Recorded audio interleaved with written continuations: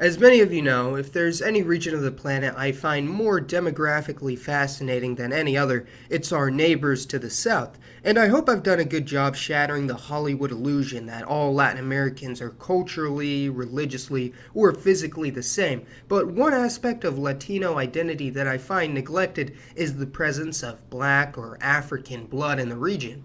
This is definitely not a subject well known to the US American or global populace, but needless to say, the black or Afro-Latino community is of great importance to the social fabric of Latin America, found in nearly every single country south of the US border, yet their presence in American lexicon is virtually non-existent.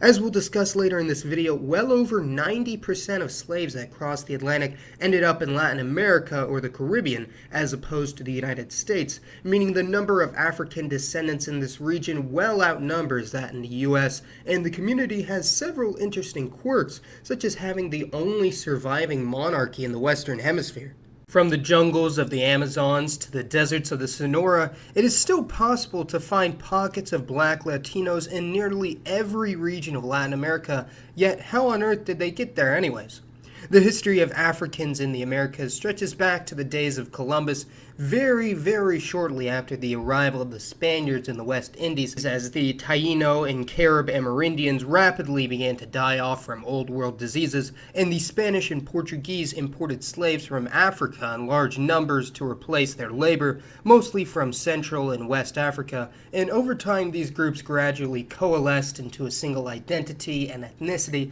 similar to what occurred in the United States. There are multiple types of African descendants in Latin America today, each with widely varying cultures, appearance, and traditions, the largest and most iconic of which being the Hispanic Afro-Latinos, that being the descendants of former slaves owned by the Criollos, meaning the American-born Spanish elite, who formed their own communities following the abolition of slavery in these countries. They're scattered throughout all areas of the Americas, having no central genetic or cultural unity, although they do all generally speak Spanish as a first language, have Spanish surnames, have varying degrees of European and other non-African admixture, and are generally fairly culturally assimilated into their host countries, with the only main differences between them and their white or mestizo neighbors being their complexion, although they do have certain cultural quirks. This is the same in Brazil, which actually has a larger Afro-descendant population than Hispanic America in terms of numbers and percentages,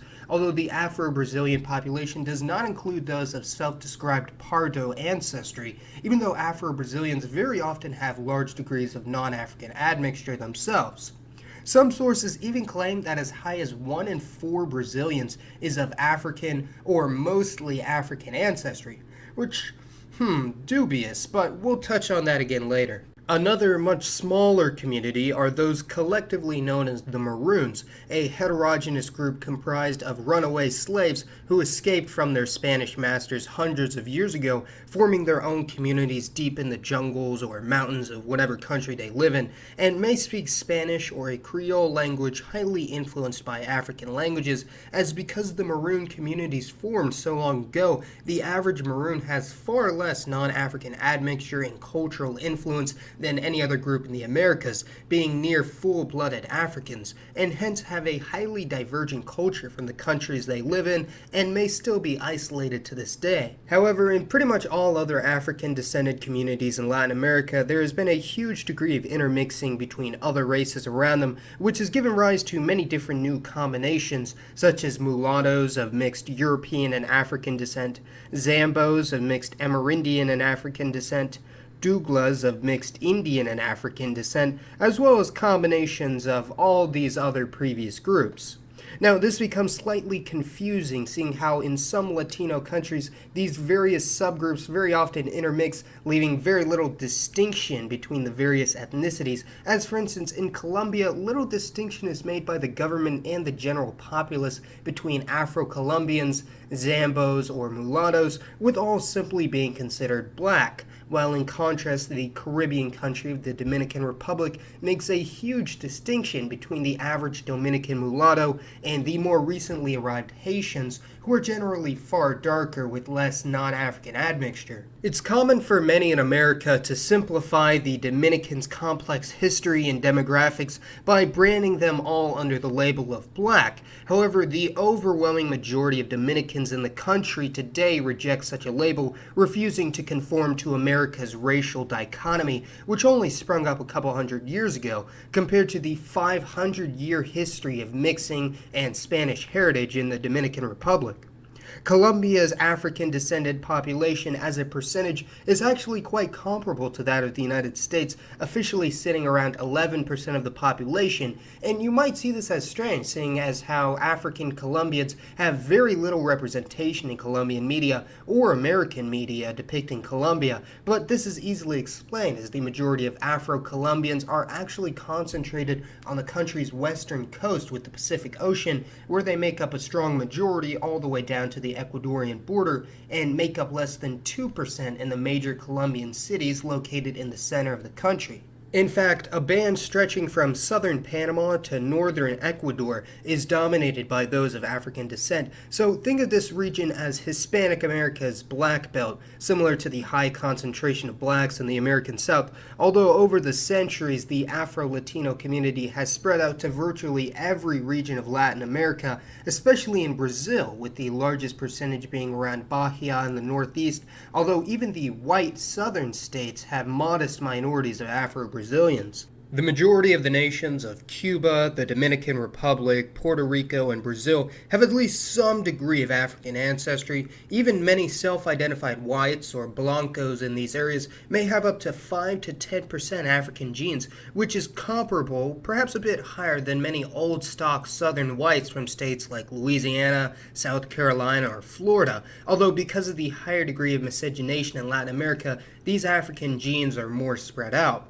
Although around 40 million Latin Americans actively identify as black or of African descent out of Latin America's current population of over 600 million, those with at least some visible African ancestry is triple this amount, or in other words, 1 in every 5 Latinos. The percentage of people in Latin America of African descent was far higher in the past, before the major waves of European migration and interregional flux diluted the African genes into the mixed-race population. However, Afro-Latino communities are still present in virtually every Latin American country, from Mexico to Chile. In the early 19th century, some Central American cities like Tegucigalpa, San Salvador, and Panama City were upwards of 80% Afro-descendant or mulattoes, with this percentage rapidly falling in the next 100 years. This is because although initially the large cities were mostly full of Criollo slave owners and the mulatto or African ex-slaves, over time mestizos from the countryside gradually migrated to these cities,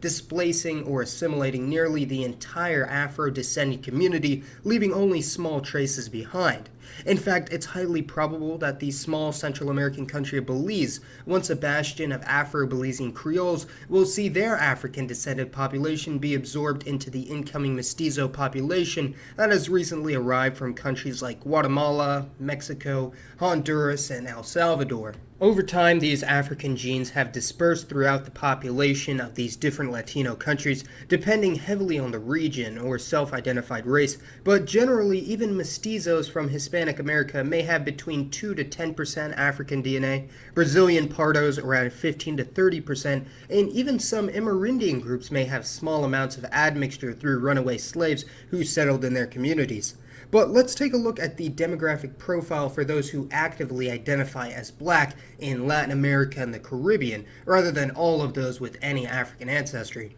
As with other Latin Americans, Afro-Latinos are traditionally Catholic, although increasingly Protestant and evangelical movements have taken a hold in many of these communities, although interestingly a small minority, about 5%, explicitly practice some sort of old traditional animistic African religion such as voodoo, candomblé, or Santeria, in contrast to the United States where these practices have more or less disappeared, and even many self-described Catholics, especially those in the Caribbean, still incorporate elements of these African faiths. Out of the approximately 48 million blacks in Latin America and the Caribbean, which is a slightly higher number than in the US and Canada, they are quite culturally and linguistically diverse because of the many countries they live in, with around a third speaking Portuguese, seeing how Brazil has the largest number, followed by smaller numbers speaking Spanish, such as those in Colombia, Mexico, or Peru, then French, such as that spoken in Haiti, the most African country in the Americas, and then English and various English-based Criollos are of course common throughout the Caribbean, as well as in the Guyanas and Central America, where many Jamaican, Barbadian, or other English-speaking Antillean immigrants migrated to within the past 200 years, and their culture is quite distinct from not only the surrounding Hispanics, but even the black Latinos, who are far more integrated into their home countries, speaking Spanish, and most, but not all, identify and have loyalties with their own country first before any specific race or ethnicity. In recent years, many Latinos of full or partial African descent have been trekking north to the United States, particularly to the Northeast, such as Boston, New York, or DC, or to Florida, only a stone's throw away from the Caribbean. And although this is giving slightly more recognition to this highly diverse, numerous group of people, it will probably take time for the American media to recognize that Latinos can be black, white, Asian, or any other race imaginable. Because, as I always say, Latino or Hispanic is not a race, but a cultural identifier. So please let me know your thoughts on the history and culture of African descendants in Latin America, which is truly the most African place in the world outside of sub-Saharan Africa. And for today's poll, tell me which region has the most interesting black Latino community. And as always, thanks for watching everyone. This has been Mason. I'll see you next time.